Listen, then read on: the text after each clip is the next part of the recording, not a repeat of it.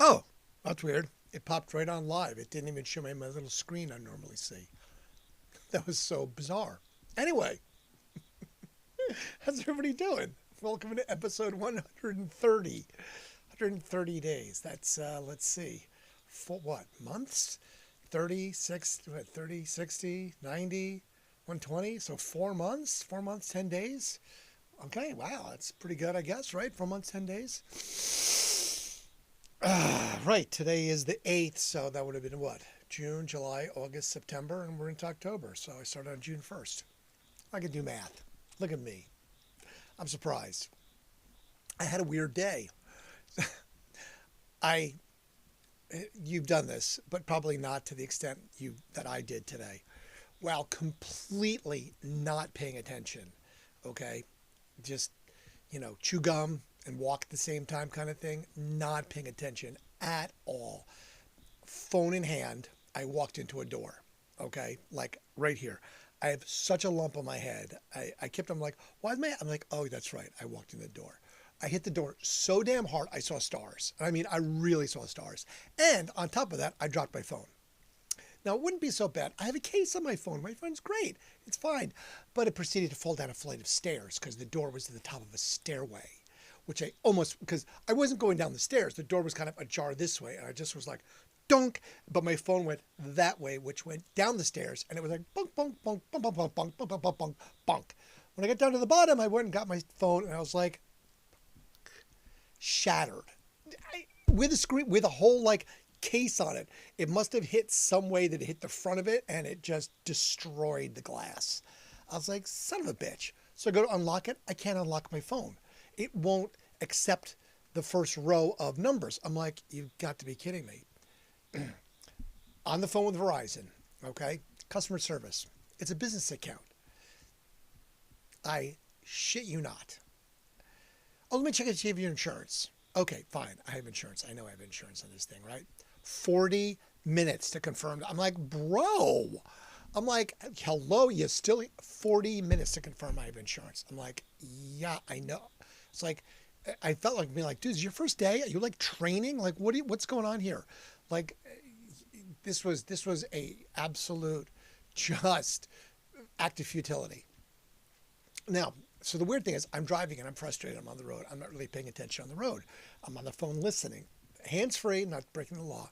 And then I had to go up to a store out on the past the outer belt. I see all these phone alerts where I just was like, and I mean, within a minute, the road gets shut down because some dude's shooting at cars or whatever. I'm like, are you kidding me? Like, I was just there, like literally, like I probably went by this car. But I was on the phone. I was so frustrated. I was just like, oh my God, dude, I've been on the phone for 40 minutes already. You've got to be kidding me. This is just like, come on, work with me here. But yes, I apparently missed this traffic jam of road closed down and, crime scene by literally a minute, if that. So yeah, kind of a weird day. A little bit odd. So I was just kind of, just one of these things where, well, all right, my day just got brighter, I guess. So the phone seemed so much less important, and my errands seemed so much less important, on the things that I did and didn't get done, because of that. So I guess you have to be grateful. That was kind of my lesson. Like, I guess we have to have gratitude for, yes, the world is shit and there is just more mess going on every day. I can't even look. If you're Facebook friends with me and I don't respond to your birthday or whatever request, I'm so sorry. I can't even look at Facebook anymore. Every time I'm on it or any social media, I'm like, what the hell? It just seems like, I mean, it doesn't seem like it is. We're just in a really, really weird place. I think so anyway. I mean, that's just my view, that I think we're in a really weird place. Everything just seems so just off. So anyway, I just have to have a little gratitude. I was just in a crappy ass mood and I'm just like, I broke my phone. I'm dealing with this idiot on the phone. I went to 4 stores trying to look for these materials I needed. I couldn't find them. I got to one place and they said they had them. They didn't have them and it was overpriced. And I'm just like, damn it. And I was just one thing after another today, roadblock after roadblock, and then literally missed like this insane scene apparently. So I had to have some gratitude for that fact. So I set up Halloween tonight. So let's see how long I keep Halloween up for. Okay, remember now remember I had Christmas well into the spring. And yeah, well into the spring this year. And then what did I say? I had Easter like until I don't even know when, August. So we're gonna see how long. Like, obviously, I can't keep it up till Christmas because Christmas has to go up. But I probably will wind up keeping Halloween up until Thanksgiving because there's really not really Thanksgiving decorations.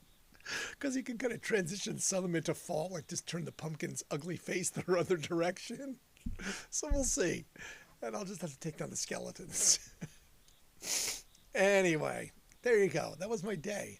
And then tomorrow I get to deal with gratitude. I'm feeling it. I have to deal with the auctioneer once again and sort through the building of this stuff that I'll be selling, hopefully within the next 70 days when the building sells, but the auction's next week. And I'm the MC or the MC for the band's competition at the Italian Festival this weekend. So 1 p.m., the parade and the band. So if you're going to be around, come down. Come say hello. I'd love for you to hang out. We'll eat church pizza. I'm so excited about church pizza. It's the Sicilian pizza that the old Italian ladies make that they only make once a year. Or at least that's when I get it, is once a year. So I'm truly excited for old school church pizza. Being I'm so Italian with the last name like Malloy and my pasty white skin. No, not Italian. Just saying. Anyway, all right. Born on this day. No, not born on this day. On this day, October the 8th. Okay, so born in 1940 was Ringo Starr. And he failed to take his driving test at 20 years old in 1960. And today, on October 8th, he finally got his driver's license at the age of 24. So in 1964, Ringo Starr got his driver's license at 24. Apparently, he did drive illegally for all the years that he was able to drive in between, though, without a license, not getting busted. I did see that. It's funny. Now, a lot of people these days delay getting licenses. Kids delay getting their licenses. It's like a big deal. I remember when I was young, like, holy crap, license was everything. It was freedom. It was the ability to get out and go do stuff. In New Jersey, you could be 16 to get your learner's permit, 17 to drive. Now, I was a late child. I was one of the second youngest in my entire graduating class. So while my friends were all much older than me, in my same grade, I was younger. So while all my friends got to go to driver's ed, they made a mistake and put me to driver's ed at like 15. So at 15, I had a learner's permit. And I was like, okay, this is fine. So I wound up having a learner's permit for an additional year before I got my driver's license. Well, everyone got their driver's license. I still had a learner's permit though. But so at like 15, I'm in a driver's ed course. So I drive it like, yeah, this is cool. I'm good with this. So yeah, so I had my driver's license at 15 and I was all about driving, from the minute I was legally able to until literally today when I was driving. So yeah, 24 years old, not getting your driver's license. I don't know, Mr. Ringo Starr. Anyway, 1971, John Lennon's second album, Imagine, is released on this day, October the 8th, 1971. It's released in the UK and it tops the charts. It also topped the charts in the US, Australia, and 3 other countries. I didn't write them down because I didn't care. Because it was like, so anything about this. I'm like, who cares? US, UK, that's what really matters, right? Aren't we like the biggest and the best these days? No, not anymore. What? Shocking. But I don't think some of the other countries have music Billboard charts. Do they? I don't know. 1976, EMI. I don't believe they're around anymore. On this day, October the 8th, signs the British punk rock band Sex Pistols to a record deal. Look at that. Sex Pistols had a record deal. I don't think they actually officially were a thing until 1977. So that was sort of when they came out. Well, that's when Sid Vicious was the lead singer. 77, I believe, is when he started. Mr. Vicious of the Sid. 1985. Now this was, I was like, damn, bro. 1985, Little Richard. Okay, Little Richard, who was a longtime resident of West Hollywood. And I guess he lived in the Hyatt Continental for years. He lived in the hotel. Why not, right? He cleans your room every day, gives you fresh linens, fresh sheets. I mean, you know, you've seen movies where people do that. He actually did it. He was also only the ever person that was ever the king and queen of rock and roll, apparently. But yes, Little Richard, longtime guest of the West Hollywood Hyatt, was just wrapping up filming an episode of Miami Vice. And about midnight, he was driving home on Santa Monica Boulevard. And it seems that around that time, Mr. Richard of the Little fell asleep behind the wheel. Witnesses say that he was doing probably 60 miles an hour when he slammed head on into a telephone pole. Not killed. Amazingly, firefighters took an hour to extricate him, being pinned between the steering wheel and the seat. So he was so wedged in, I guess he was in like a Nissan 300ZX or something, some small little zippy car. He broke his leg in 8 places and required 32 pins. I guess he punctured his bladder, facial lacerations, broken, like everything. Just, you know, you hit something at 60, not paying attention, you're not going to be in good shape. But anyway, he was very grateful. He was a Jehovah's Witness, but he had never really found God. But then afterwards he said he found Jesus and found God, and doo-wop, doo-woppa, bang, dang, dang, little tutti frutti. He was grateful for that, and went on to not be much of a sinner as he was in his pre-crash life. Unfortunately, he did miss, a few months later, the opening ceremonies at the Rock and Roll Hall of Fame, where he was, in fact, an inductee. Little Richard, on this day, 1976, wrecking his car. Or no, 1985, sorry, 76 was another thing. I wrote the numbers too close. 1988, finishing a 741-week run at the Billboard 200. Pink Floyd's Dark Side of the Moon finally makes its last appearance of its initial run. I guess it did get bumped back onto the top 200. But yes, 741 weeks in the top 200. That's pretty damn good if you think about that. 356 weeks is 1 year. 350 is 7. Wow, over 2 years on the chart. I guess that's good, right? Yeah, I think so. 2015, Wu-Tang Clan released the most expensive musical piece ever. A single copy of a 2-set CD.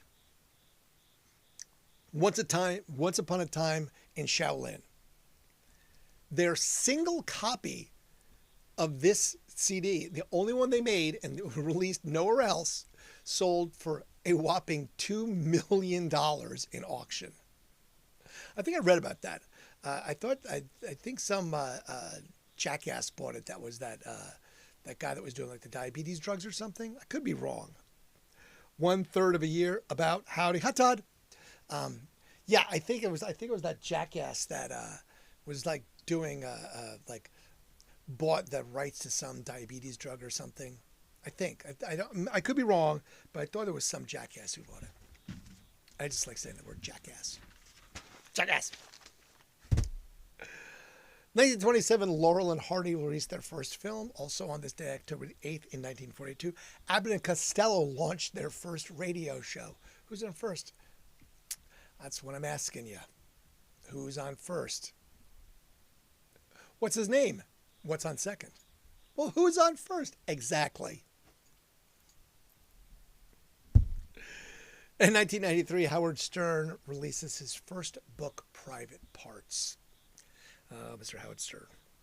In 2004, Martha Stewart starts her 5 months in jail on this day, October the 8th, for insider trading and obstruction of justice. Come on, Martha. Hopefully made a lot of money. I forget how much money he made. Snoop Dogg didn't go to jail, did he? He just did a lot of community service for things like 800 hours, which again is an insane amount of hours for community service. He's probably still doing those things. But exactly what is Snoop Dogg community service? I want to know. Is it like, going and visiting sick kids in hospitals? Is it on the side of the road in an orange jumpsuit picking up trash? What is that?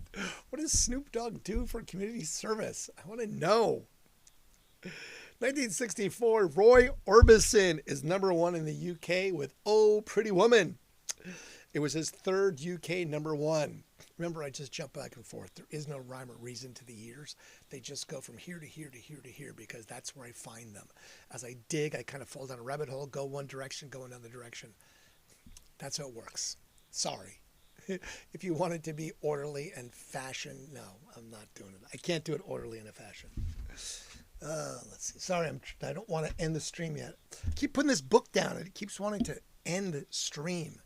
I gotta move the computer or something. 1964, the Beatles, working at the Abbey Road studio, record She's a Woman. It takes them 7 takes plus overdubs, and it takes them over 5 hours. Okay, well, that seems like that's a lot. I don't know if that's nothing. That's not a lot for a song. Or it's like, holy crap, that seems like a lot for a song. We did it in 1 take. All right, well, your song's 4 minutes, so you did a 4-minute take. Great. So if your song's 4 minutes, it takes you 7 times to do it in 5 hours. It seems like a lot. I would just think that seems like a lot. That's me. I could be completely mistaken. I've not really recorded music in a studio, so I don't know. Whatever I can tell you. 1965, the band The Fluorescents, bear with me, supported by the Castiles, featured a young singer named Bruce Springsteen. They played at the IB Club in Holmdel, New Jersey. I know where Holmdel, New Jersey is. You pass it, Holmdel, New Jersey, as you're driving down the shore, the beach, south, anywhere from New Jersey, because it's where one of the police barracks is, and it's right near where the Garden State Arts Center is, which is now like the PNC Arts Center. It's their awesome outdoor amphitheater, which is security is all done by the state troopers because it's the state's amphitheater, but it has lots of great shows. Anyway, it was their first published show by the Castiles, and tickets sold for $1. So Bruce Springsteen's first published show sold for $1. Wouldn't you like that now? 1966, Ginger Baker, drummer of the band Cream, on this day, October the 8th, collapses on stage in Suffolk University in England after performing a non-stop 20-minute drum solo. So I guess that just collapsed of exhaustion.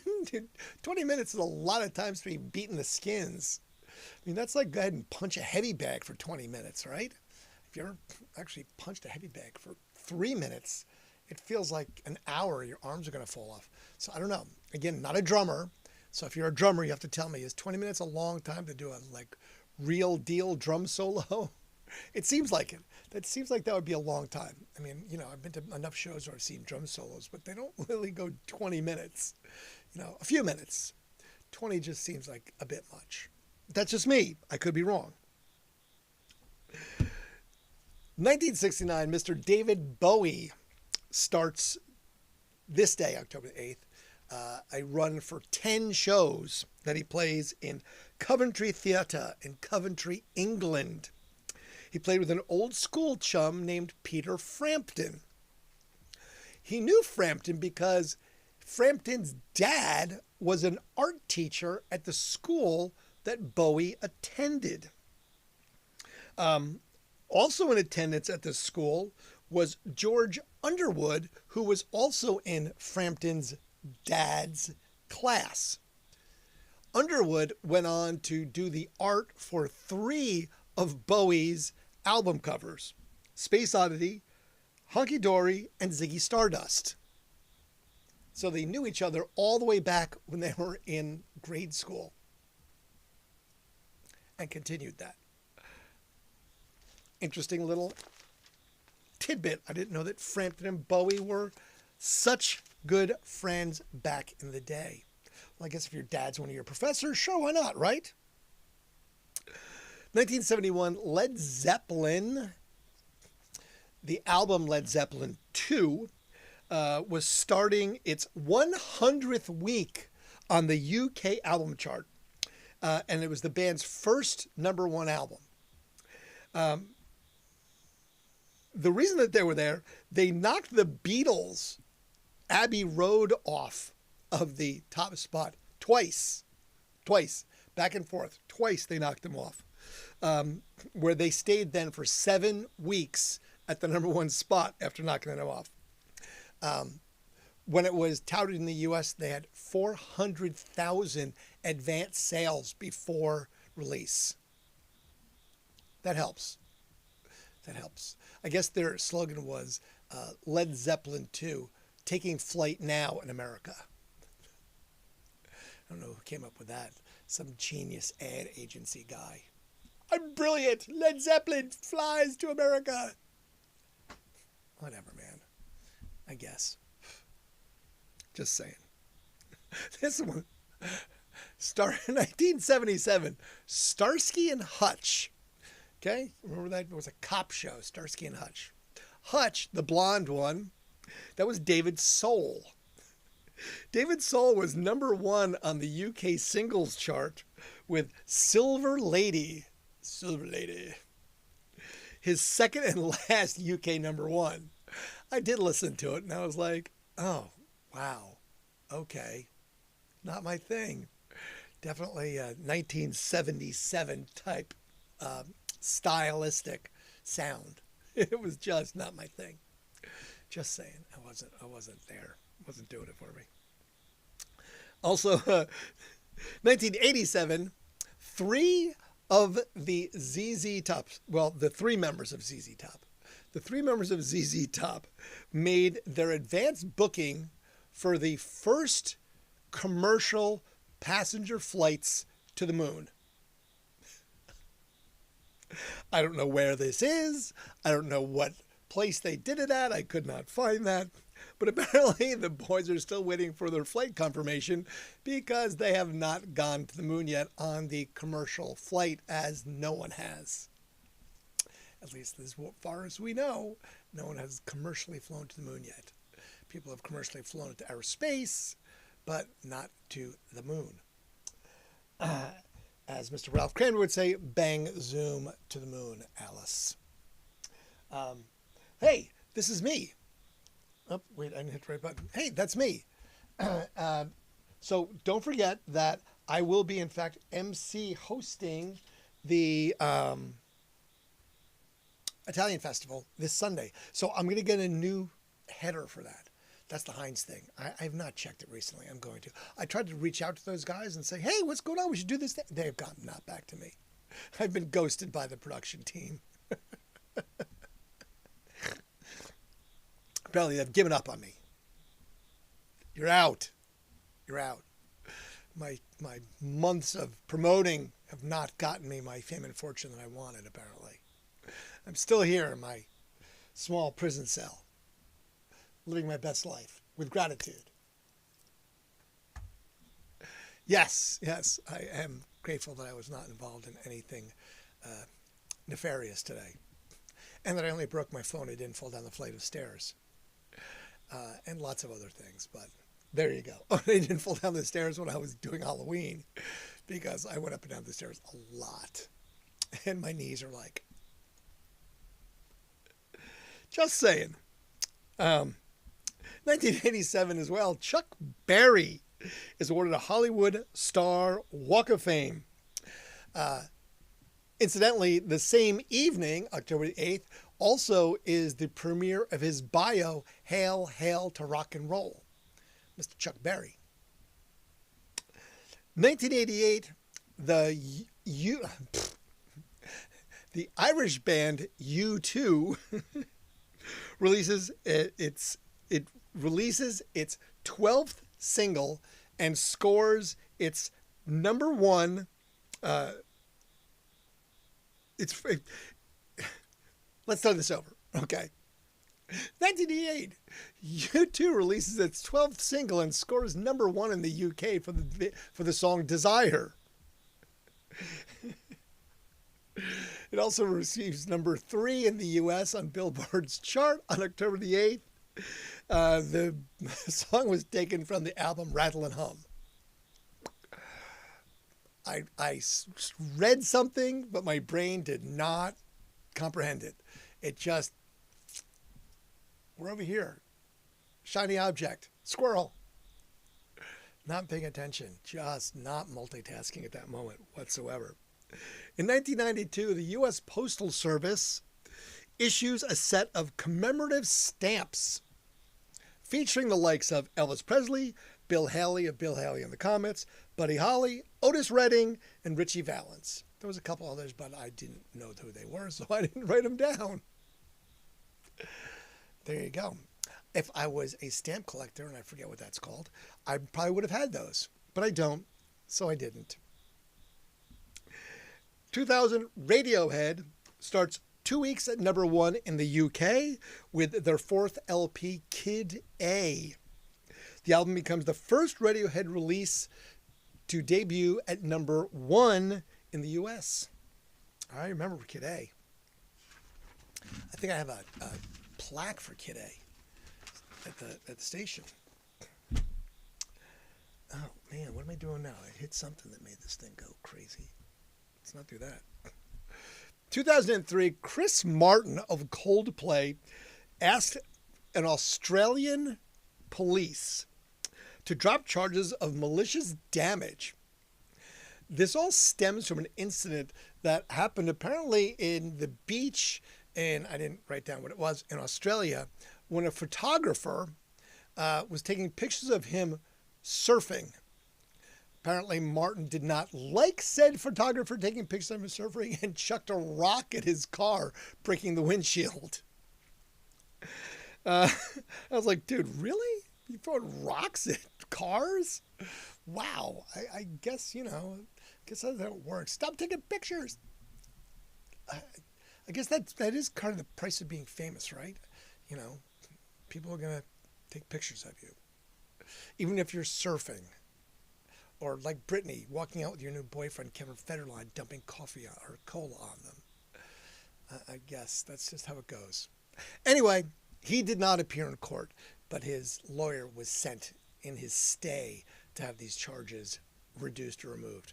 I did not find what the outcome was. I did look a little bit, but I could not find the outcome. So I'm assuming that it's Chris Martin and he got away with it. Right? Doesn't that seem just about appropriate? Yeah, he got away with it. Paid a fine and he's fine. 2004, speaking of Britney Spears, today is the day that she dumped her longtime manager that had managed her since she was 13 years old.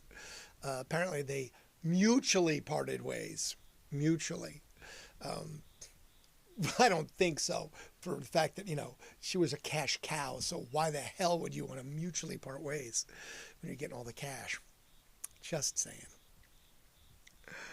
2007, the Arctic Monkeys are named the world's best band. It's a pretty mighty title right there. By the Q Awards held in London.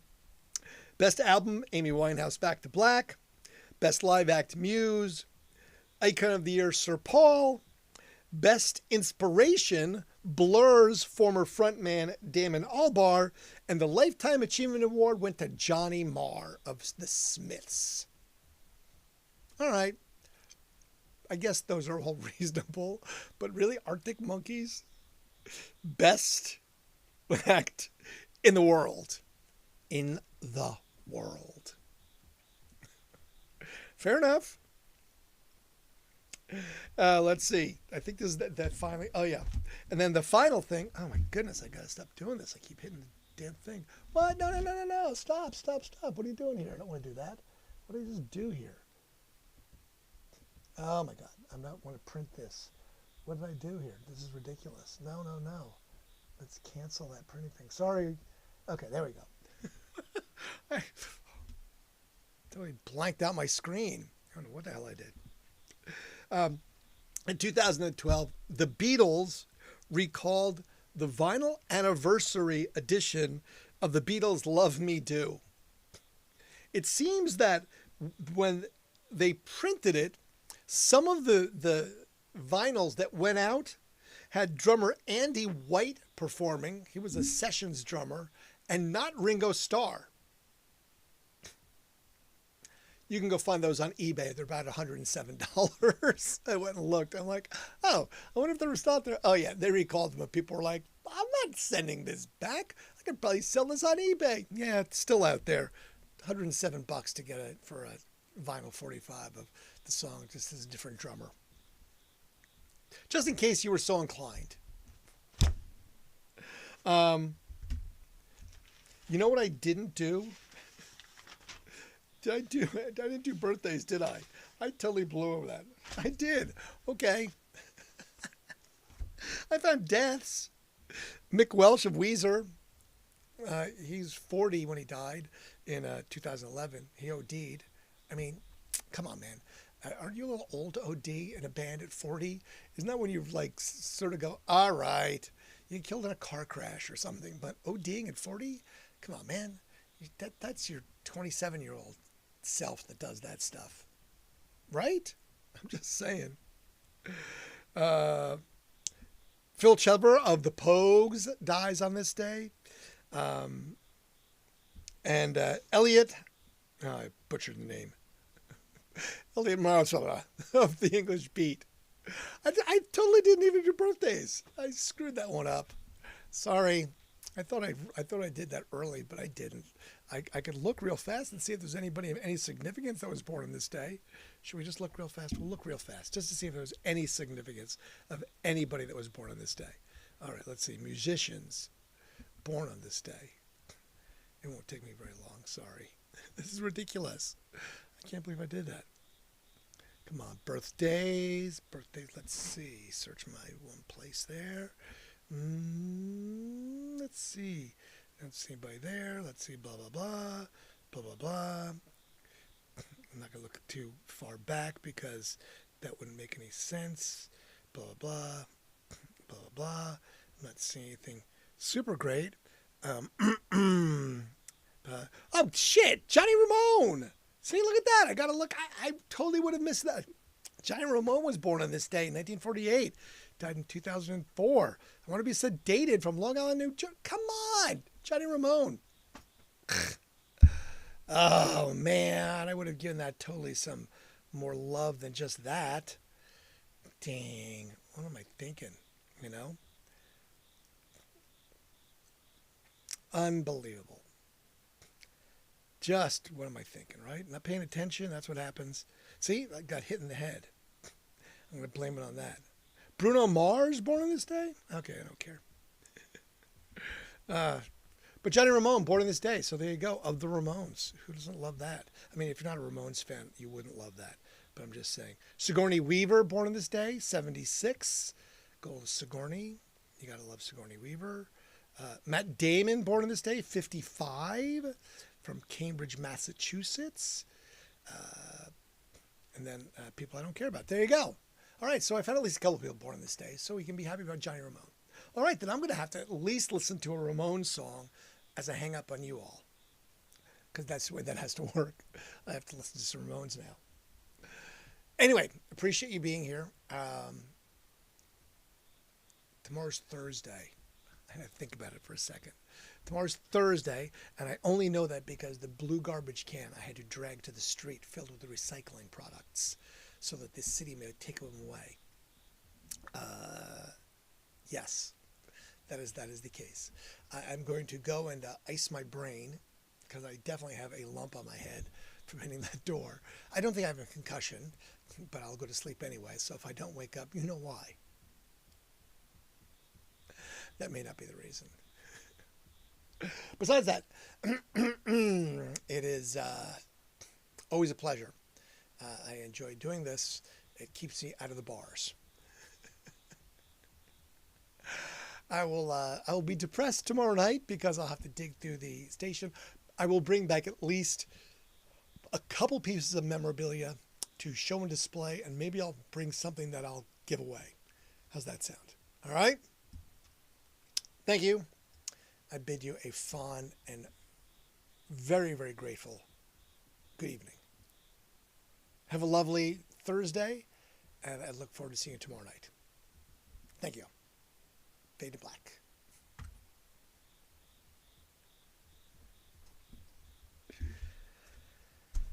How did I miss Johnny Ramone's birthday? What was I doing? Not paying attention. Dang it.